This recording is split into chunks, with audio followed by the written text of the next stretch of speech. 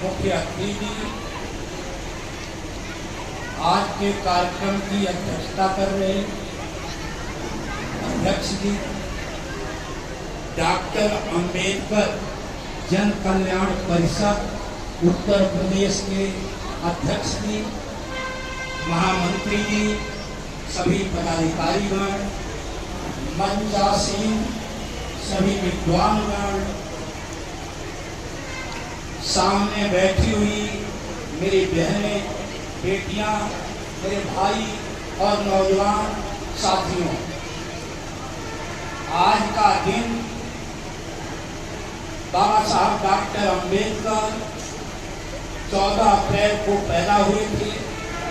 हम सभी लोगों ने मिलकर 14 अप्रैल को भी इस सत्योदय बुद्ध विहार में बाबा साहब का जन्मोत्सव मनाया था, बड़े हर्ष और उल्लास के साथ। आज यह समारोह रखा हुआ है। आप लोगों ने बहुत विद्वानों को और हमारी बहनों को सुना यहाँ पर। उन्होंने सारी बात बाबा साहब डॉक्टर अंबेडकर के बारे में बता दिया है। बाबा साहब डॉक्टर अंबेडकर भगवान बुद्ध से, संत कबीर से, गुरु नानक देव महाराज से, संत शिरोमणि रविदास जी से, महात्मा ज्योतिराव फूले से और जो भी हमारे यहाँ संत हुए, पेरियार रामास्वामी, नारायण गुरु, छत्रपति साहू जी महाराज, बाबा गाडगे, सभी से कुछ न कुछ लेकर इस समाज को देने का काम किया।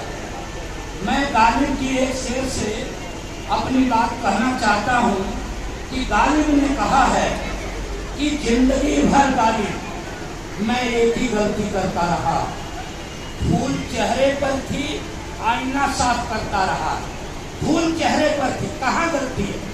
बाबा साहब ने पूरा अपने जीवन में सभी चीजों को झेला था।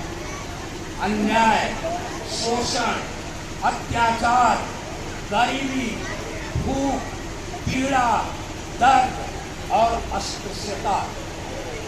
बाबा साहब जब स्कूल में थे तब भी उन्होंने अन्याय झेला, और जब बड़े अफसर हो गए और बड़ा वहदा मिल गया तब भी उन्होंने अन्याय को झेला और उसका उनके जीवन पर प्रभाव पड़ा।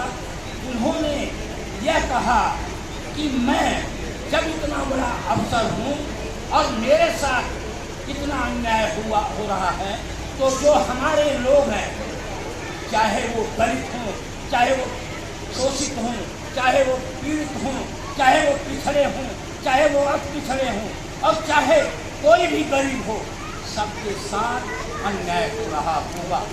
और मैं, अगर मुझे ताकत मिलेगी तो मैं उस अन्याय को रोकने के लिए पूरा प्रयास करूंगा, और जब तक अन्याय खत्म नहीं होगा और उन्हें समता, समानता, न्याय और बंधुता का अधिकार नहीं दे दूंगा, तब तक मैं चैन से नहीं बैठूंगा।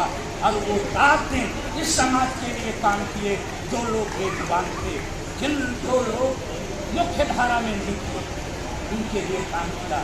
लेकिन आज सांप्रदायिक शक्तियाँ इस देश के अंदर धन फैला दी है और उस पर उन्होंने जातिवाद और धर्मवाद का आवरण डालकर पूरे समाज को विकृत करने का काम किया है।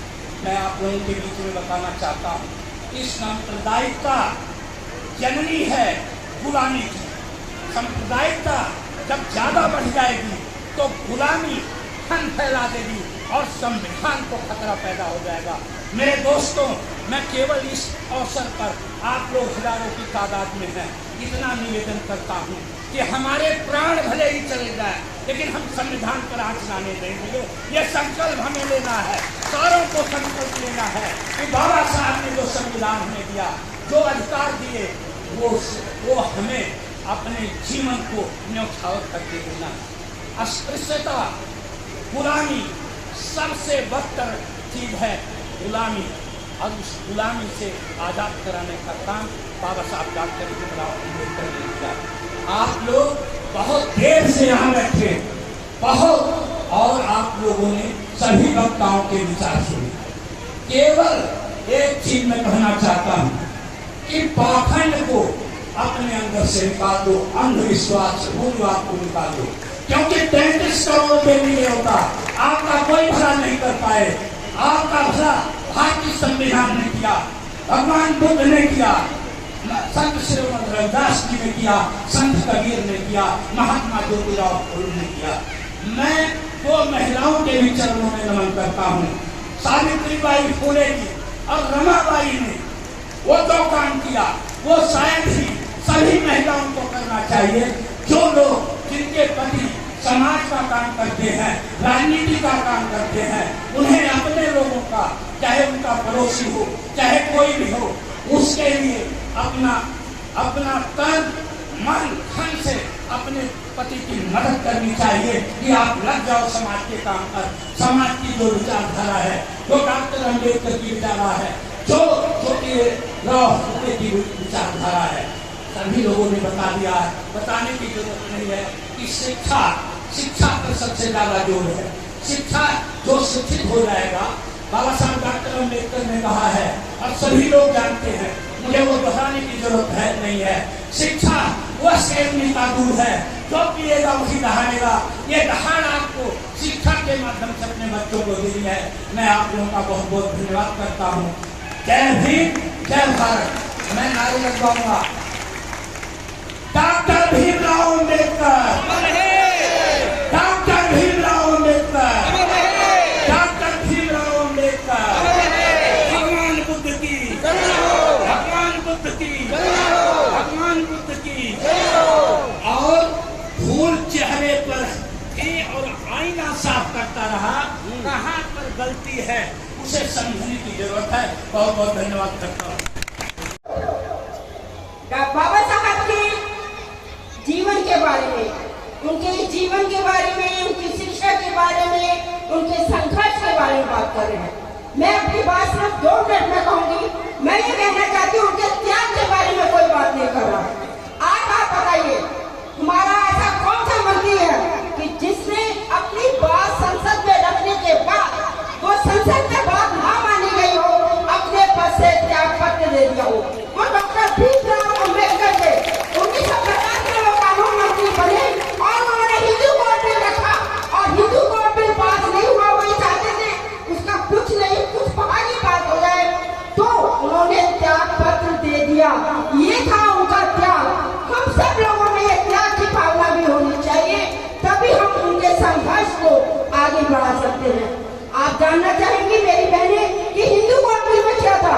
हिंदू कोड बिल में आपको वो सब अधिकार दिलाए गए थे, उन सब अधिकारों के बारे में बताया गया था जिनके बारे में आज भी आप लोग अनभिज्ञ हैं। सबसे पहले आपको वोट का अधिकार मिला, आपको शिक्षा का अधिकार मिला, आपको अपने पिता की संपत्ति में अधिकार मिला, आपको अपने पति की संपत्ति में अधिकार मिला, आपको विधवा होने पर दोबारा पुनर्विवाह करने का अधिकार मिला, आपको अयोग्य पति होने पर तलाक लेने का अधिकार मिला, आपको प्रसूति अवकाश मिला, क्योंकि एक स्त्री ही है जो जन्म दे सकती है और इस सृष्टि को आगे ले जाती है और समाज का विकास कर सकती है। बाबा साहब ने कहा था, यदि समाज में, यदि एक परिवार में एक स्त्री शिक्षित होगी तो उससे दो परिवार शिक्षित हो गए। यदि समाज को, किसी भी समाज के लिए जानना है कि उसका कितना विकास हुआ है, कितना वो आर्थिक, सामाजिक और सांस्कृतिक रूप में विकसित हुआ है, तो वो उसका मापदंड होगा कि उस समाज की स्त्रियां कितनी शिक्षित हैं, वो कितनी आर्थिक रूप से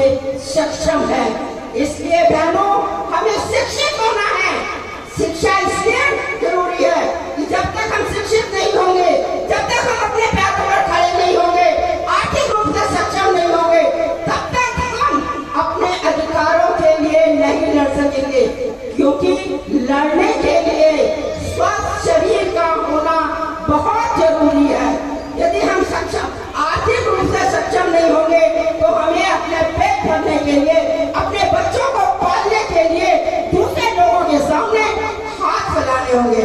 इसलिए बहनों, आप लोग शिक्षित हो।